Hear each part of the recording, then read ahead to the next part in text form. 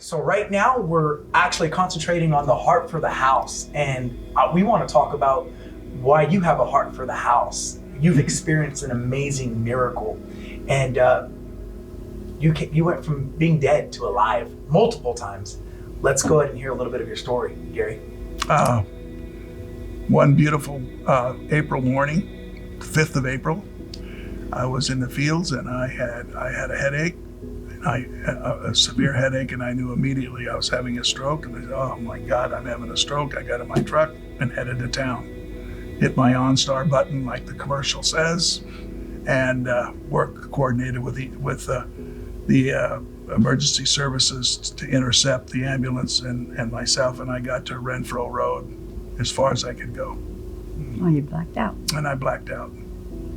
And the next time you woke up, you were in the ambulance. I wasn't in it. I was walking around it, and I was walking around it, and I'd always wondered if the horn that they blow at the intersections is obnoxious inside as it is outside, and so and really that was my thought, and so I was checking out the gear and what made a thing tick, and I looked up and I looked and it was an EMT on top of me in the back of the ambulance. And it was like, when that realization came to me, I don't remember another thing for 2 weeks, literally. Wow. Except for one more out of body experience. At that time, you were code blue. You were dead. They were working on me. It took them quite a bit of time to get me to Mercy Southwest, and I was wheeled in code blue. So I'm pretty sure I died the first time on the highway. And so that was I can't say it was quite an experience, because I remember before I blacked out, I was unhappy because I was going to miss work. So now here you are in the hospital, you're in a coma, you're out, and they're putting you on life support. And Diana, you're getting the call. Mm-hmm. And now you're on your way to the hospital, face to face with the doctor. Mm-hmm. What are they saying? Well, this was the next morning. The first morning, they didn't know what was going on. They knew it was a stroke, but they didn't know anything about what kind or where, actually, which side. And it was a Sunday morning, and we met with the doctor down at Mercy downtown, and we in the family's room, and he was in. It was a little Indian man, and he kept saying, "His brain is covered with blood. His brain is covered with blood." And we didn't know what that meant exactly. We knew it wasn't a good thing.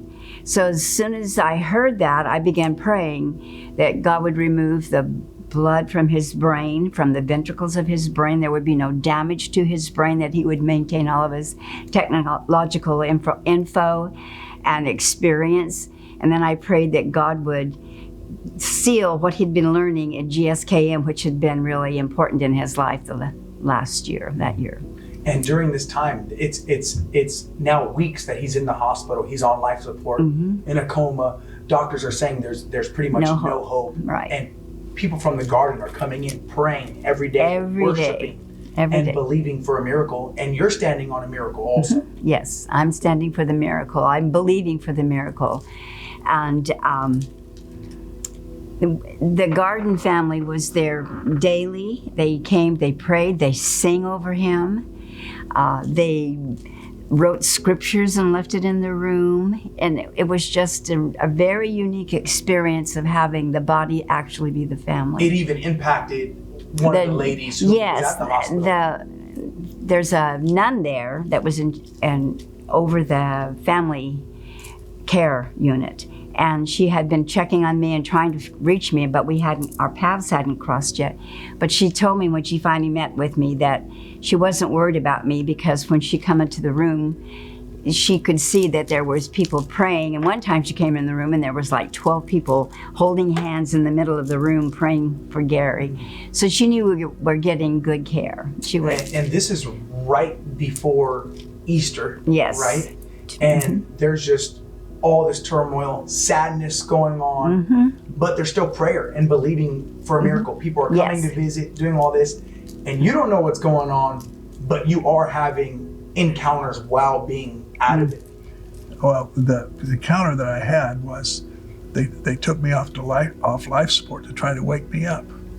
And so I guess, and when they were doing that, I had Flatlined. I flatlined, they had my heart stopped, and they had to bring me back. But in that time, and that's near as we can pay it, I thought I was in an operating room, but the light and the peace was beyond.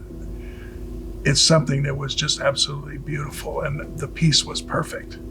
And there were beings there, but I didn't necessarily see their faces. I just saw their amazing, beautiful garments, which were white linen with gold trim and all the color.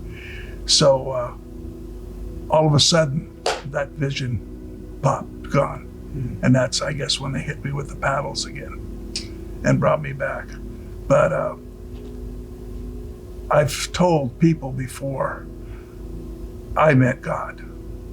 God is real. There is absolutely no question that in my state, I felt the presence of God. I was in the presence of Jesus. I think I was. I mean, I didn't see any faces, but I was in the presence of people that were there to take me home. Wow. And I can tell without any hesitation that God is real. He's there, and I can also say that the death experience is not traumatic. It's not bad. Wow. So he's going through this process. You're on the outside, looking in, knowing that he's on this life support. They're wanting to take him off life support. Right. And you're having these highs and these lows. Yes. They're telling you, hey, there's good news, there's bad news, there's good news. But if we take him off life support, he can die, or he'll be a vegetable. We'll have to put a trach in his throat so he'll be able to breathe and eat. He'll be paralyzed on the left side of his body. Like, what are some of the things you're thinking during this? And then what are some of the high reports you're getting and then the low reports? Well, I didn't get any hope at the hospital. I think they have to cover their backside, so they don't really give you any hope. So I would go to the hospital and go home and have to build my faith up. But I had lots of people praying, and one of my friends called me from Washington, and she just heard about Gary, and she called me, and we talked a while, and then she began to pray with me. And Dana Williams, she was like a daughter to me. And so she started praying, and it was Easter week, the week before Easter, and she started praying that this was our Friday, but Sunday's coming. And so I'd been in a long Friday, and Sunday was coming. And when she said those words, something struck my heart, and I just really grabbed hold of it and continued praying that, yeah, this is Friday, but Sunday's coming. It's going to be okay. I felt that it would be okay. I didn't know what okay was going to look like, but it was going to be okay. And then I had to trust God that he would make it okay, make it better, would do what I'd ask him to do about healing his brain, making sure his brain was okay, healing his soul that had been so impacted by GSKM. So, and then Thursday night, the doctor came in, and my son and I had met with him, and he came into the ICU, and there was a little desk outside of Gary's office, and he slammed down all of his charts on that desk. And he says, I can't believe it. I just don't believe it. I can't believe it. And he sat down in a chair and scooted back in the chair and looked at me and said, I don't believe it. I can't believe it. He said, I even called radiology and had them go over all of the records and all of the pictures that they had taken. And the man assured me that, yes, that picture did go with this patient, and it was correct. And I said, so why can't you believe? And he said, well, he says, the blood's all gone. And I said, well, I can believe it. I certainly believe it. And I said, I've been asking God to heal him and remove all the blood from his brain. And he looked at me like he was dumbfounded, but that was the extent of it. I was thrilled, and he didn't know what to do with it. So anyway, that was Thursday night. Then Friday, we came in to see Gary. And before we could get into his room, the nurse met us at the door. And she told me and my son that He'd been on life support for 14 days, and they only allow 14 days at his age for life support. And I could tell you a lot of other things that went on in this interaction, but just for expedience of time, I'm going to say that she said that they're going to take him off of life support tomorrow, and that I should be prepared, that if he may not make it, and then if he did make it, he would be a vegetable. And I says, okay, so what are you saying to me? And she said, well, if he makes it, they would have to do a tracheotomy on him, and he would never eat again, he would never speak again, and he would always be susceptible to infections. So that's not acceptable either. And so Thursday night we're higher than kites because of the blood's gone. Friday night we're in the valley because they're taking him off life support, and this is what our prognosis is. Neither was any good. So and my son said, we're not going to believe that, Mother. He says, we're not going to talk about that, and we're not going to accept that. And I said, of course we're not going to accept that. I've never accepted that. We are not accepting that.